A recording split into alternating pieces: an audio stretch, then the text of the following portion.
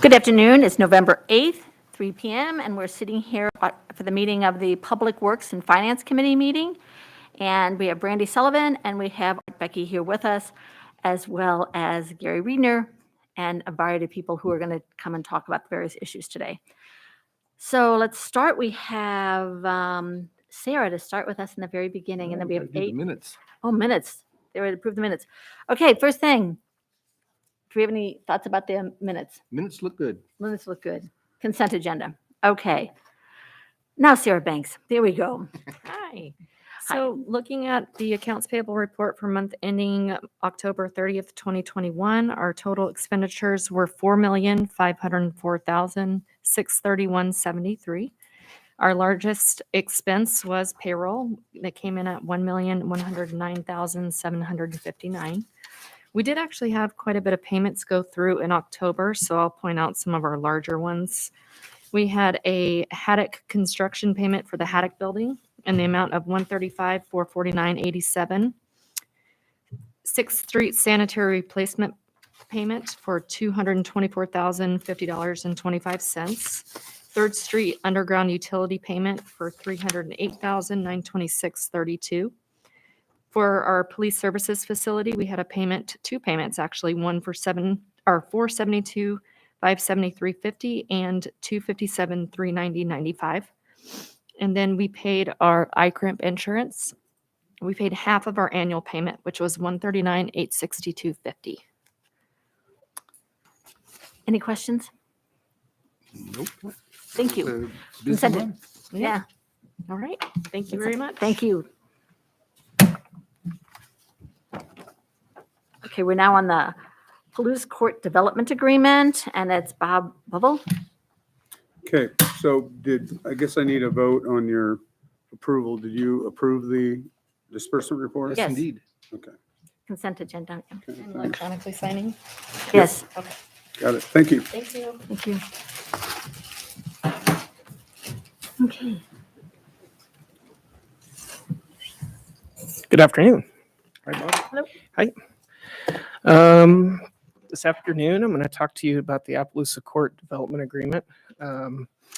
This is a development agreement that council directed staff to prepare about it back in 2019. So we'll just kind of go into a little bit of background because I know we've got some new members since 2019. So Appaloosa Court is this trailer court right here. It currently sits outside of city limits. It is on Old Pullman Road. So just to get a little idea of help familiarize yourself a little bit more, this is the U of I golf course. This is the facilities area. And then up here off the map would be where the wharf sits. So Appaloosa Court currently has an unpermitted discharge through the U of I property via a surface water conveyance. The DEQ is requiring them to get a discharge permit to continue operation of the court. The current site is currently unsuitable for any on-site treatment. So any leach fields or anything like that, the site is too steep and isn't big enough to be able to do any on-site treatment. So their only option is to try to attach to our sewer system, connect into our sewer system. As I mentioned before, it's outside the city limits. And the Appaloosa Court, it has 66 sites. Approximately 44 of those are currently occupied. As of now, I think this may still be a little bit up in the air, but as of now, this is the current route where they will run down Old Pullman Road, down to Perimeter Drive, through the parking lot, and then they will cross 6th Street and tie into our interceptor trunk line at approximately Perimeter and 6th Street. Back in 2019, the council decision was to give them permission to connect into the sanitary sewer system with a few conditions. One of the conditions was that they sign an agreement saying that they waived their right to future protest of annexation. Per the fee resolution, any properties outside of city limits that are connected into the sanitary sewer system would have to pay 200% of the normal rate. Council also decided that at time of hookup, the owner would pay the GFCs for all of the active sites at the time of connection, and then would pay additional GFCs as future homes got added to the park. And any Can I just ask you a question right in the middle of that? Uh-huh. But the answer is that there's now 66 homes, but there's 44 occupied. So if any of the other, about 20 get occupied, do they have to come back and talk with you about that? Yeah, so I'd say, just for clarification, they have approximately 66 slots, Uh-huh. and only 44 of them currently have a trailer on them. Okay, that's what it is. And so as another trailer would be brought in, they would have to hook up. The county would notify us that they've applied for a permit to add another trailer, at which time we would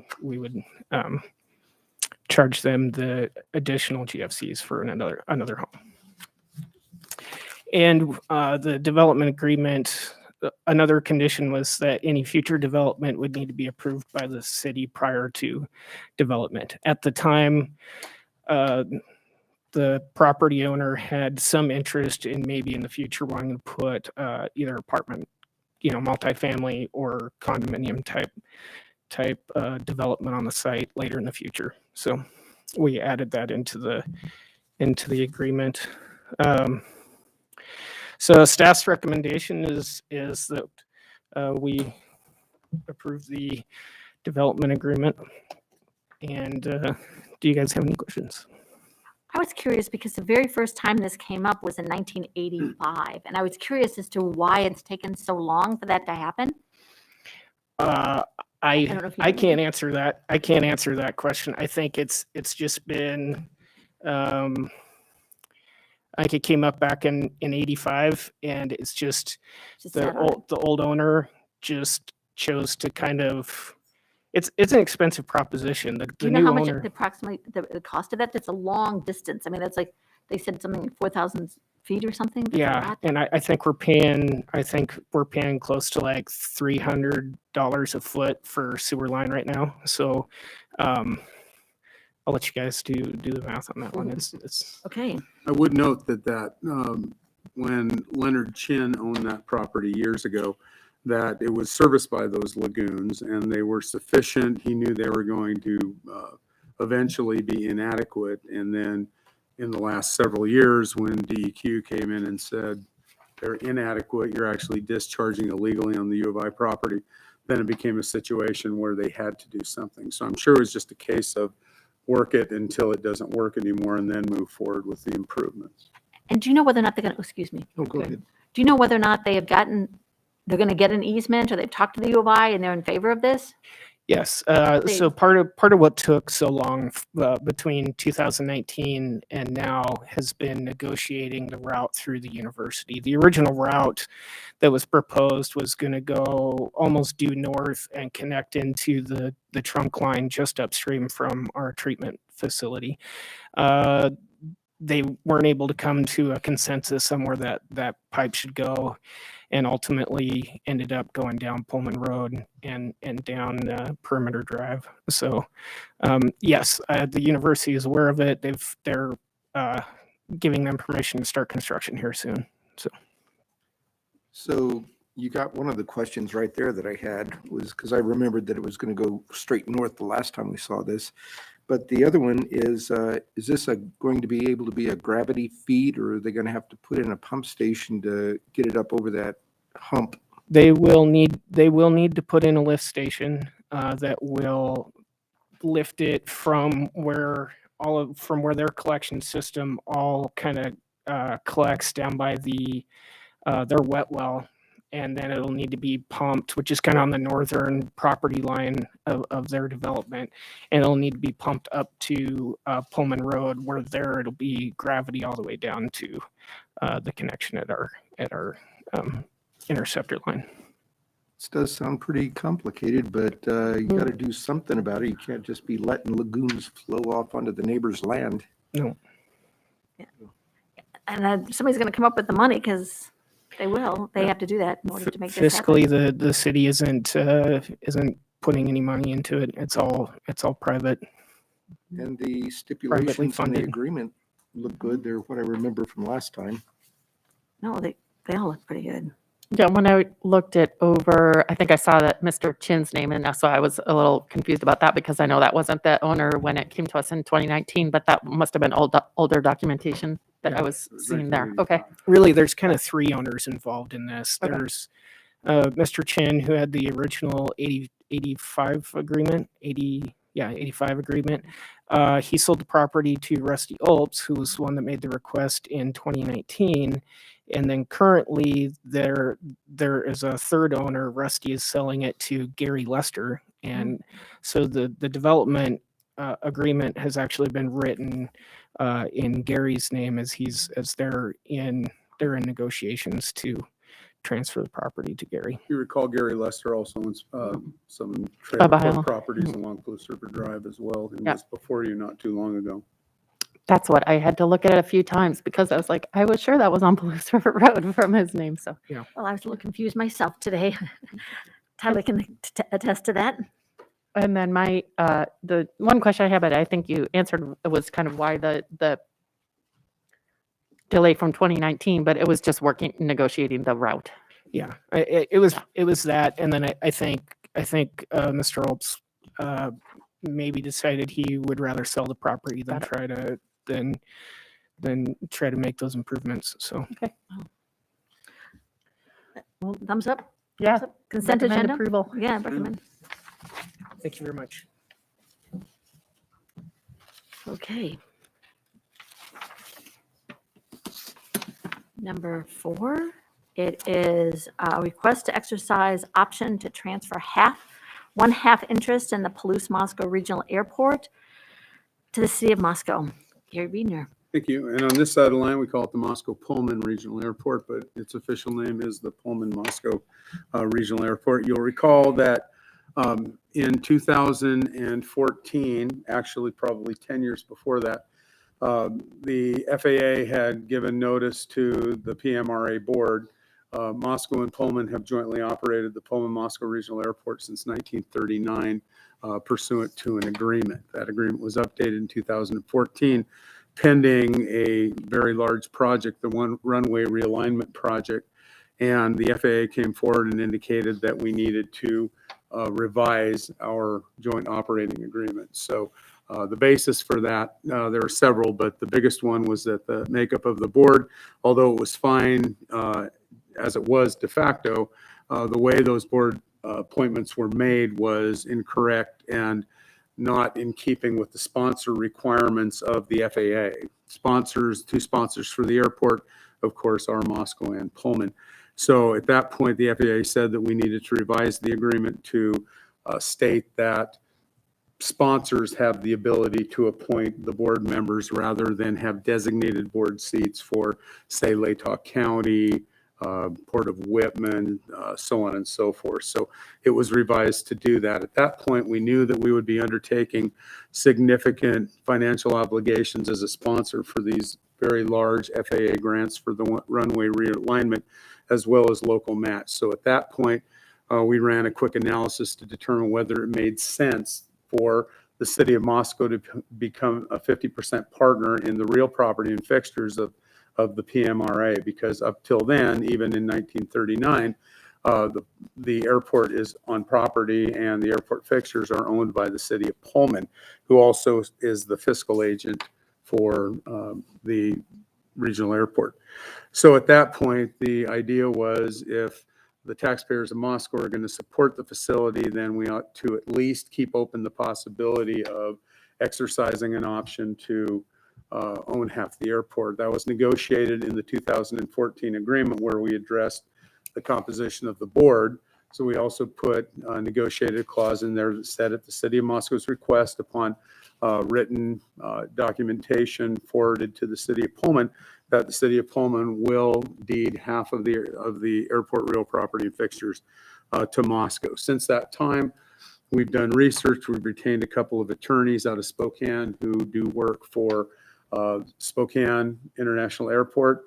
So they're very well versed in airport ownership, liabilities, that sort of thing. And a copy of their executive summary is in the packet. And they indicate that there is no additional liability. We already have financial liability through the sponsorship, which we've already exercised, and the council's been involved since 2014. Every year, the city has in its annual budget an operating expense and a capital expense for the PMRA. The operating expense is not large. Most of the costs of the airport are offset by airport revenues, such as passenger facility charges. But we also have small capital projects, some of them not so small. When they built that little terminal that we currently use now, Moscow ended up participating with Pullman to pay for that bond, which was put out by the City of Pullman. We also had a fire flow project, which the city also participated in the capital costs for that. So we approached ICRIMP and asked, okay, now we know there is a reason to own this and it makes sense. And by the way, as they indicated in their executive summary, Idaho law actually contemplates and specifically authorizes that a municipality may own airport property within or without its borders and within or without the borders of the state. So it's entirely contemplated by the state code. We contacted ICRIMP to determine whether or not we were undertaking an additional risk in taking on the airport property.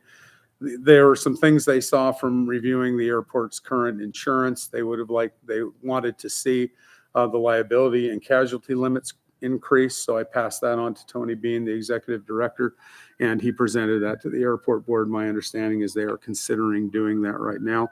Current limits are 20 million, and the standard anymore seems to be about $50 million. So right now that will, so they're considering, and that premium for that liability policy is paid by the airport board, but it becomes part of their operating expenses, which we participate in as well. Additionally, they wanted information about what the value of the airport is, because that will cause our premium to be adjusted somewhat. We don't quite know what that will be, but it's not deemed to be anything too significant. So with that, we have everything in place. There is a resolution in your packets. We've discussed this before. The resolution, if it's approved by council at the next council meeting, then we will deliver a copy of that to the City of Pullman and the Pullman-Moscow Regional Airport Board with a copy to the FAA, asking them to begin the process to get that deeded. I also contacted Tony to try and get parcel numbers and descriptions of all of the airport property itself. They're currently working on that. So with that, I'd stand for any questions that you might have. You have any questions? I have a couple questions. I do too, so. So since this was part of the agreement in 2014, what makes us think that we want to proceed with this many years later? Like, what's precipitating wanting to implement that part of the agreement? Can I rephrase that and just add my Yeah. question to it? Because in part, the document specifically says there's no legal negatives to it. My question is, what's the advantage to doing that now? What's the advantage to us as the city to be The advantage is that our taxpayers are investing, they've already invested $2.5 million in the airport runway realignment project. You'll be asked tonight to give authority to move forward with financial participation, both as a sponsor and local match for the terminal project. It gives tangible ownership to the City of Moscow. Although the agreement contemplates that the operations are done by the airport board, that the underlying property ownership also causes the sponsors to have greater investment in the project. So we are not allowed to take revenues that are taken off the airport for airport operations are specifically, you can't just take those out as a profit center. They must stay with the airport. So there is no financial benefit to doing it, direct financial benefit to doing it. But, and I'll let the mayor add his piece, but it makes sense if we are as invested in this facility as the city of Pullman, that ownership should also be vested in the city of Moscow. I have There's no question with that. I Too, just there's a wanted- couple of points I would like to make in addition, and I'm going to go on a little bit with the sponsorship. City of Moscow has been a sponsor in equal shares, as has Pullman, for decades. And what this does, if we have ownership of a sponsor, the sponsorship responsibility for us does not go away, because it's something that's been ingrained since 1939, as we had talked about. There are some advantages too, so that we can, as owners of that, whatever revenues does come from that airport, we can be advised of as well. And there's a number of acres around that airport that are going to be open for development and other things in the future. And so that is a big thing for us. And so for us, it just solidifies more of what we're doing. Otherwise, why would we be a sponsor? You know, So why we go for so long being a sponsor? I mean, like, it Yeah. seems to me that we've had our hand in it for so long. I mean, I think this is a great idea. Just why did it take Well, us this long to do back in the day, when they first did this, it was like a big dust cropper landing strip more than a commercial airport like it is now. And so we have grown over this last 6 or 8 years, Maureen, where this is have gone up immensely for the different flights, and adding to that, as well as other carriers coming into this airport to work for us and for these two communities. And so, and as Gary had mentioned, we've got this terminal that we're going to be discussing tonight in the workshop. As you all know, this is going to be a pretty doggone nice regional airport once it is completed for us. And so to me, it just simply makes sense to go ahead and move forward. So with the attorney's advisement letter, they mentioned, I don't have it right in front of me, but in the last paragraph, some recommendation that we may want to consider entering into an agreement that we can share in off-site airport, perhaps what you were alluding to, but things that benefit the economy that aren't permitted, that because it's not a part of the airport We'll talk, functions. we'll Are talk we more gonna about do that tonight. But Okay, as right now, Pullman is a landlord to the airport. We would become co-landlords in the operations. One thing we will talk about that I've been talking about to the Pullman City Administrator for several years is some sort of revenue sharing of tax dollars that are generated from within and without the airport within a certain area around. As you're asked tonight to participate in the terminal, that is one of the things that will be discussed. So the idea is that as we invest out there, or property around the airport, and the airport itself becomes more desirable for development or business, that our citizens can participate in the increased tax revenues from that area. There's also, we've been working on this over a number of years. Maureen, as Gary had alluded to, we've had special counsel on this, checking into this, all the different what ifs. And of course, when you involve the FAA in some things, which is, of course, a federal agency, that kind of puts some different parameters on things as well. So there's some things we're limited to, and we know that we're limited to, but the overall thing is to make this project worthwhile for both these communities on the Palouse and both these universities. And anyway, I wanted to Yeah, no, I think share that's great. some of that information with you. the one thing I'm just wondering is, would we want that following up with that attorney's recommendation to be a part of the accepting the resolution, that we will create a separate agreement for sharing in this? There's nothing in the agreement that says that it is conditioned upon revenue sharing. Yep. The discussion and the direction I'll be requesting the council to participate in tonight is, as we accept responsibility as a sponsor on the terminal, as we accept responsibility for local match on the terminal project, that one of the conditions might very well be that we are allowed to share tax revenues generated from the site. And so is there any hesitation to following that recommendation, even aside from what's happening later tonight, just as a part of this, adopting this resolution? because that was the one thing I took from that letter, that they said they don't see any negatives or any problems, but they would advise creating a separate agreement for that. That advice was specifically in response to a question I asked of them. Okay. Was there a prohibition that prohibited us from sharing in non-airport generated revenue, tax revenues, Right. sales and property tax revenues on the airport property or around the airport, and that's why they put that in there. So, Okay. should there be, it requires the consent of the city of Pullman, so to put it in this document would be premature. Okay. I'm enthusiastically in favor. Oh, I think it's been time. We've been waiting. And so I'm, I've been working on this for a long time. I know, and I appreciate all the work that's gone into it. And I think that if we'd only get them to switch the names, I'd even be happier. But I can't go that far. I I can't get always greedy. say Moscow Pullman, even if I'm over there. Yeah, so do I. Sometimes I put it all on the computer that way too. So I want to say that I'm all in favor of it, but I think this really cannot go on as the entire council has to vote on it.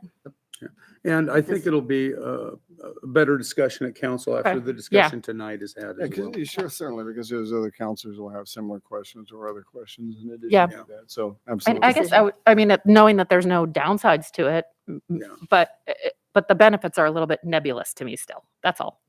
Except for the fact that it's good to have, I guess my own Well, sense is just ownership of something that you put so much money into. And always keep in mind, it is our only great form of transportation in this area. There's no freeways, there's no waterways, there's no rail systems for us to get people in and out of here. And this thing is going to continue to grow in the future. And so behooves us as a community to come march forward with it. And we've done a doggone good job these last 6 or 8 years with the runway and moving forward with the terminal as well. I So also think it kind of gives some protection from my perspective in terms of everybody's working really well now. It's really going well for everybody. We come into agreements.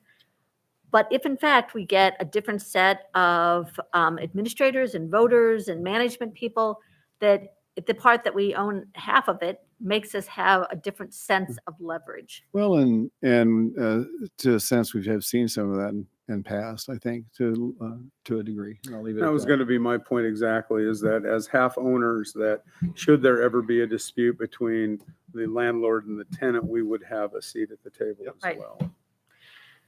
Okay. Okay, so regular agenda. Regular agenda. Thank you, Your Honor. Okay, and then Gary, you're on again for the resolution for the use of the ARPA funds. Thank you.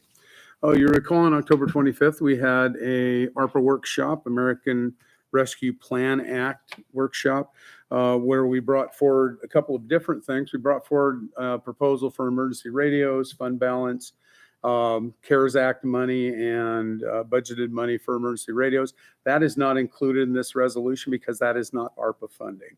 So this only relates to the ARPA funding.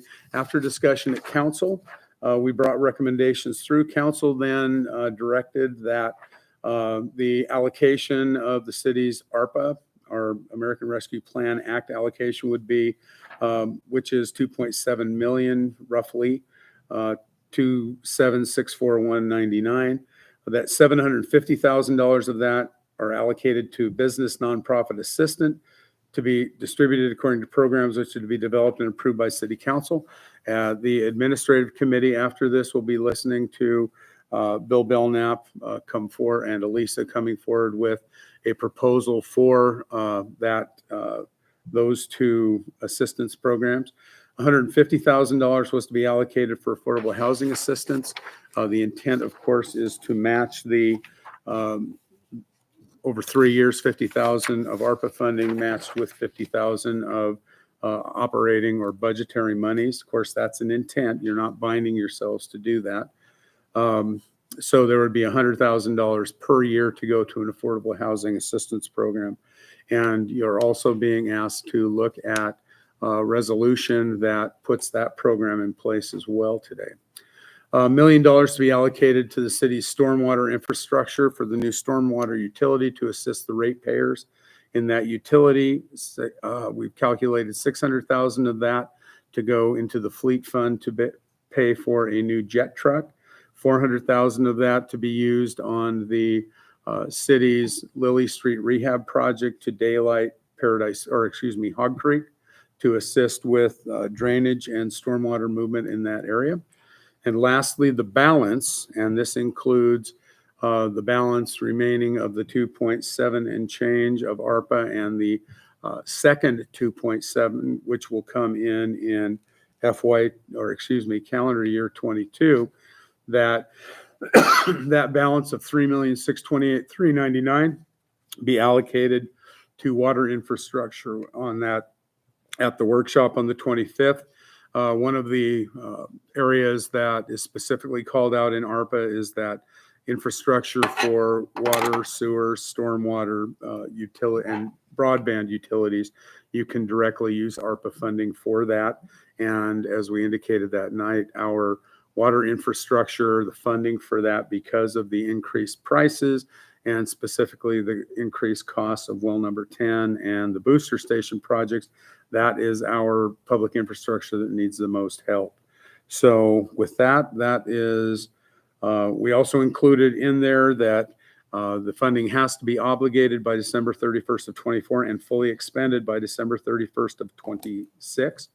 So therefore, as we move forward with these other projects, make sure that the council's direction is fully implemented, but if there should be any balance that is unexpended, that it is recognized early enough that that funding can be transferred to the water infrastructure if there isn't enough demand for it. In response to that, or in furtherance of that, we're also directing, or you would be directing by this resolution, that you would get regular updates on those assistance programs to make sure that they were being utilized in the manner in which you directed. Well, I want to make sure that we actually have a conversation, maybe we'll have it as it goes on, with respect to when is the deadline that we should decide as council that money's not going to be spent completely, because it seems to me, as well as Tyler could be really good at coming up with something, that the answer is one way or the other, we have to have it spent. He needs enough time in case some money lands in his lap or gets allocated. Precisely. And that's where, as we get direction on what the programs look like, what the qualifications, requirements are for them, then we can, once we get that done, we can implement them, see how they are being utilized and the rate at which they're being utilized. And if it appears they aren't being utilized very much, council can then make the decision based upon advice from staff when we would need to know that funds would have to be swept into the infrastructure program. Yeah. Okay. I really have to say that one makes me the most nervous, But because remember too, that like obligated by the end of 2024, but then you still have another 2 years Yeah. to expend them. So Right. as long as you can get whatever you need done in 2 years, you could hold out Sure. pretty long. But till one of the my end issues is that 24. with all the shortages that are going on now, I just kind of get nervous about, are we, we can plan for it and all of a sudden there's some new shortage of supplies and Sure. equipment, and you can't just buy a truck tomorrow. So, what about, I noticed in that one paragraph of, I guess it's the resolution, it did mention that the business and nonprofit part, if it wasn't fully utilized, the balance would go to the water. It didn't call that out for the affordable housing part. I don't recall seeing that. Is there a reason for that? The reason is we don't feel that the affordable housing won't be used. Okay. With the two organizations in town that are eligible at this point, that we believe that it will be used. If it won't be, then same thing would apply. So I guess the reason I bring that up is it makes me wonder if maybe we should spread that more evenly, then put more in the affordable housing part. If there's a feeling that that's not going to be used, that's beyond what we want. That's but that premature there, presupposing that it won't be used. So I think what we have it, I know, but set that's up as- that's what it says in the resolution. yeah, if it's not used, the 750,000, if it doesn't get used, it gets I swept remember off. this, yeah, So, this resolution anticipates that 750 will be set aside for these programs, 150 for the Right. affordable housing. If council wants to change that Yep. along the way. It's a statement of policy of the council. If the way that shakes out, one is not being utilized as much as the other, and you want to shift something, all you have to do is revise your Okay. resolution. At any point in the Okay, process. that's helpful to Okay, know. yeah, that- that is- yeah. Proviso that it has to be obligated by the 24th or Yeah. the Yep. December 31st of 2024. And do we know what the impact of the infrastructure bill is now that that's been passed since we had our workshop? We're working on that now. It's just recently been signed, and our understanding is that the bulk of the money is going to be used for state programs, so it'll filter through us through the state. We'll know more on that in the next several weeks.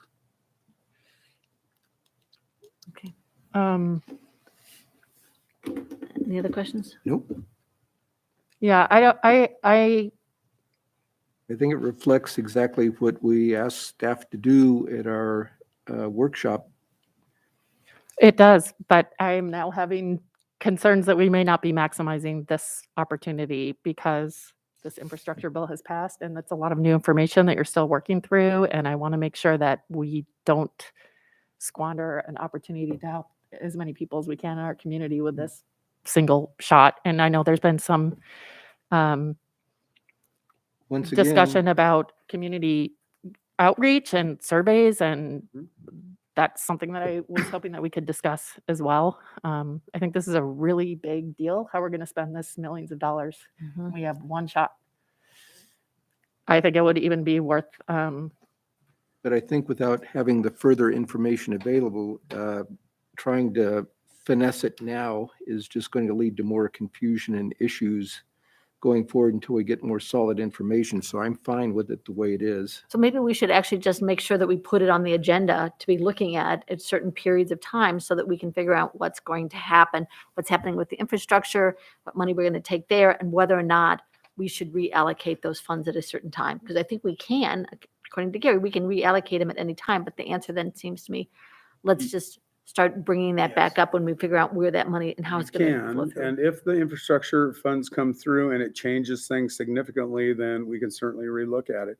But remember, one of the reasons that we wanted to do this was because we need to get our engineers working on these infrastructure projects so we can obligate those funds Mhm. within the December 31st, 24 deadline and get them spent by December 31st of 26. So Right.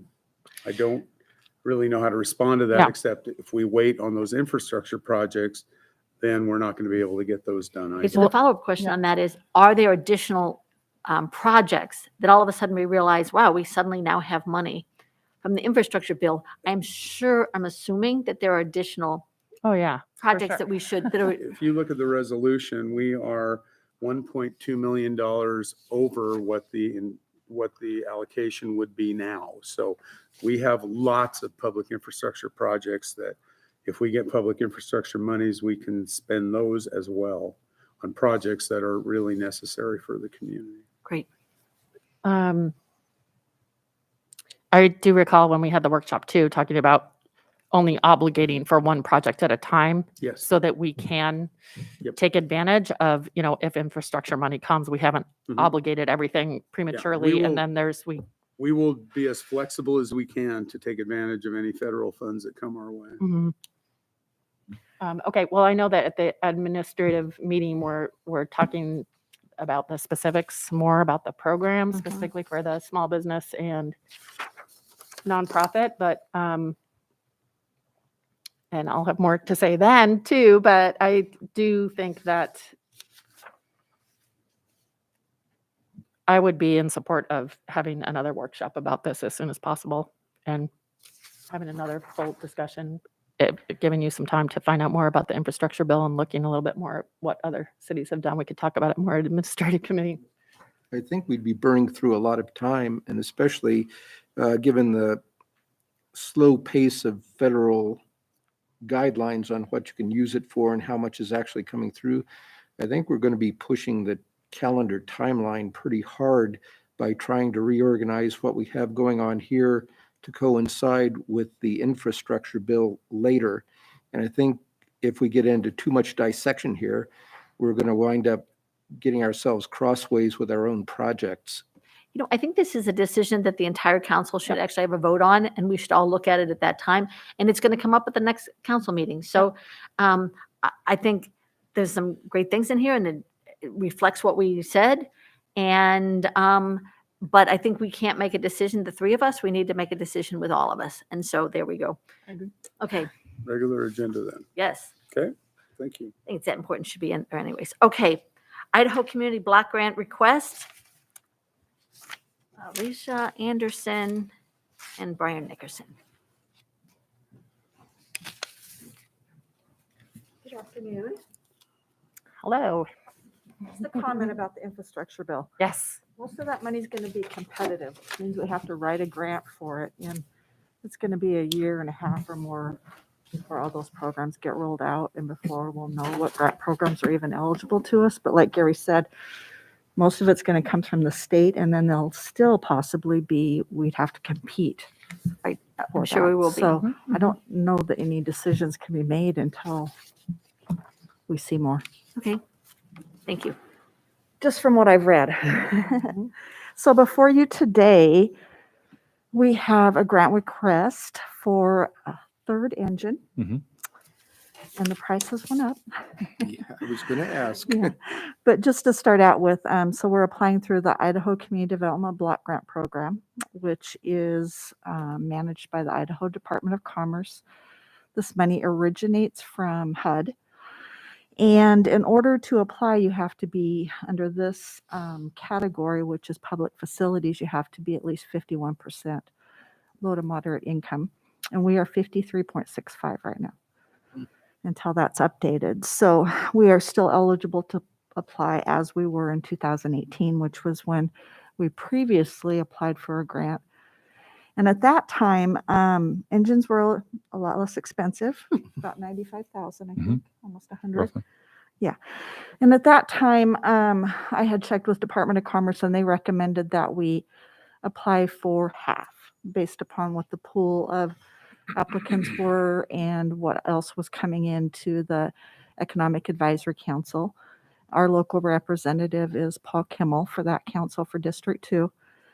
And so I'm still working with them this time and finding out what their recommendation will be. And then I will visit with Gary and Bill. But what I'm asking for today is to apply for at least 500,000, which is the maximum. I can't exceed that.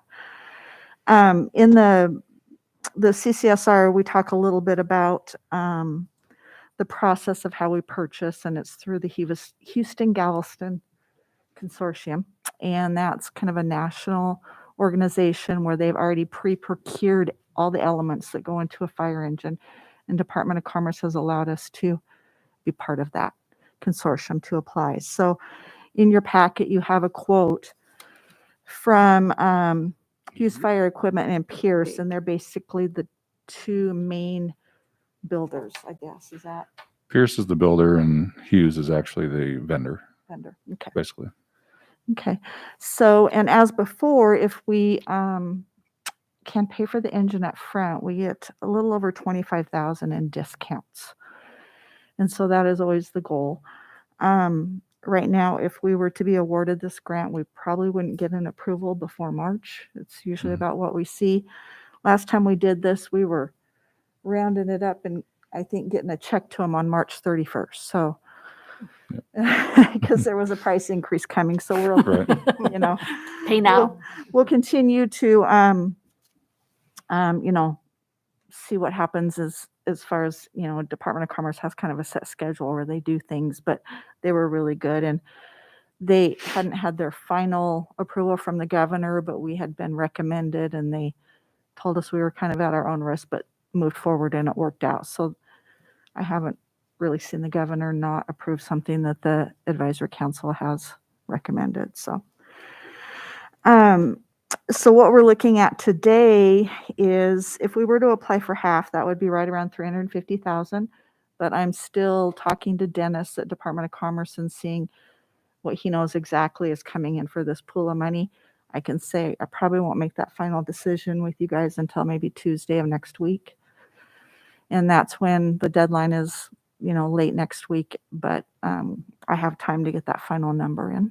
So we somewhere between 300 and 500, Mhm. depending on what you And think it'll you can probably get. be closer to more 350 because they told me they have a very competitive round this time, but they do have a little more money than they normally do. So So that's, ask for the most and hope to get it. well, But isn't there your fear that you're going to ask for too much and they're going to turn you down? you know, the EAC normally goes with staff recommendation. So that's why I really want to make sure that the director of that department, which is Dennis, he's comfortable with our ask and that we're not seeming greedy. And Right. so sometimes that ask for more and let them decide isn't always the best route. So But Um, having the flexibility to ask is what we're after today, isn't it? yes, yes, Yes. Mhm. yes, up to, yes. And so that was my request. In addition to approval for the grant application, we have a couple of other documents that we have to do to submit with it, which is the certifications for the mayor to execute, and that's part of the application, and also the Idaho Community Development Block Grant Citizen Participation Plan. And that really refers to the public hearing that we'll have next Monday for this project also at the city council meeting. Nothing has really changed in those forms from what we've seen in the past. So we're looking at approval to apply for the grant and for the mayor to execute those two documents to go within the package. Might be a good time to talk about the overall plan for replacement of fire engines. As Chief Nickerson requested when he came on, and the mayor came forward with a proposal that we not purchase fire trucks with bond money, that we actually budget those in. So about 7-8 years ago, we started with the process by which we now have 3 engines and we have 1 ladder truck. Those engines, we've replaced 2 of them so far. This is the 3rd one. The ladder truck will come due in 2026. The cost for that is going to be well in excess of $1.4 million. The University of Idaho will participate 50% in the cost of that ladder truck. The idea is then every 5 years, and there will come a time when we have to open a new fire engine and we'll have to fill it with equipment.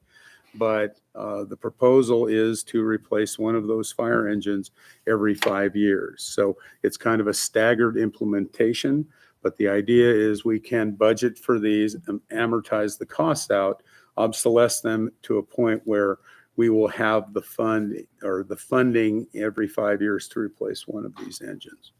So that's the basis for bringing this forward at this time. I just want to say, from my perspective, you have my approval. And I think that if you are making the decision in terms of based on information that you're getting, in terms of do we ask for 3, do we ask for 5, do we ask for 350 or 4, I feel like I'm open to the discretion that you use, that you learn from the information. I won't make that because- decision on my own. That's something I always Yeah, visit right. with Gary and also Bill now too, since I report to Bill and then Gary also. So, and I'm sure that, we'll attempt to make that decision before Monday if I Okay. can get good feedback from council, from the Department of Commerce. But I can update you by then when we come forth next week. This is a good thing to not lose it just because you put in an extra $50,000. Right, right. Okay. Any thoughts? Yep. Consent agenda? Yep. Do we need, yeah. Okay, thank you. Well, we have a public hearing Oh, that's right. on this We do have also, a so public the hearing, so- presentation will be pretty much the same A thing. recommendation from the 3 of us that, Yeah, and we'll have an opportunity for the public to comment at that great, time also. thank you. Thank you. Thank you. Tyler. Water reclamation and report. Evan. Oh, I don't know, Tyler was standing up at the thing, so that's why I got lost. Good afternoon. You guys just get to sit back and relax, and I'm going to chat about the wharf a little bit. I like the Um, colors, it's bright. Yeah, so I just wanted to give you guys a little 2021 happening of what we've been up to out at the wharf and some of the highlights, and then just kind of where we're going in the future with it. So I'll try to make this as fast as possible for you guys. So as you guys know, we are a biological nutrient removal facility. So that just means that we primarily treat our pollutants with microorganisms. So we use them to remove the majority of the constituents that come into the facility and help us comply with our NPDES permit. So the trickiest of those to remove is phosphorus. So Phosphorus over, just to give you guys a scope, 2019, our total phosphorus throughout the season was 0.062 milligrams per liter. So our average, what we have to comply to and be below is 0.136 milligrams per liter. So we're well below half in 2019. 2020, we dropped down to 0.055 milligrams per liter. And then we dropped it 23% lower in this year by getting it down to 0.042 milligrams per liter. That is a historic all-time low for the facility. So that obviously doesn't happen by accident, but this, it is the most expensive facility in the city's portfolio. So we made quite a bit of changes over the last year and adjustments based off of some profile analysis and some process changes. So the profile analysis, this up here is our facility, and what we do is we take about 15 to 30 different samples. We look at things from nitrates, ammonia, phosphorus, and alkalinity, and then we kind of give ourselves a baseline based off other figures as well, like BOD and flow, and what are coming in at that time. And so then we establish a baseline, and then from there we can make some data-driven decisions on what we want to do to manipulate the process from there. And so what we decided to do was to get down even lower was we increased our mixed liquor suspended solids concentration. So that's just one microorganism. We're increasing that population overall. And so doing that has its risks, but we were able to combat that with increasing our RAS rates. And that just means we are taking a microorganism and we're returning it back around to the start to start consuming the incoming waste. And then it uses the phosphorus molecule as an energy reserve. And then we also reduce the detention time. So we allow these microorganisms to stay in the tanks for a lot less of a period of time, which allowed them to not stress out and release that phosphorus back into the waste stream. So it helped us out tremendously. We had only done the detention time method for ourselves in 2020, and we added the other two on top of that this year and tested, throughout the whole process to assure we were getting some, obviously, a conservative approach, but obviously we were getting results because we obviously don't want to go out of compliance with manipulating some of that information. So we, throughout the year 2021, reuse water, we reused about 84 million gallons sent over to the U of I. That's pretty on par with a consistent year for us. Overall, since 1977, we've reused about 3.7 billion. Some rough math, don't quote me on this, Maureen. We're looking at about 70 kibidones full of water. So. How many arenas? Here we go. Compliance inspection. So we had a biennial Idaho Department of Environmental Quality compliance inspection. They go over all of our plan reviews, our quality assurance programs, laboratory data, discharge monitoring reports, toxicity testing, sanitary sewer overflows. They want to make sure everything we are doing out there, writing down, is on par with what they're seeing in our reports. So making sure we're doing what we're saying we're doing. So we had a compliance inspection with zero major or minor concerns. So it was a great year for us out there.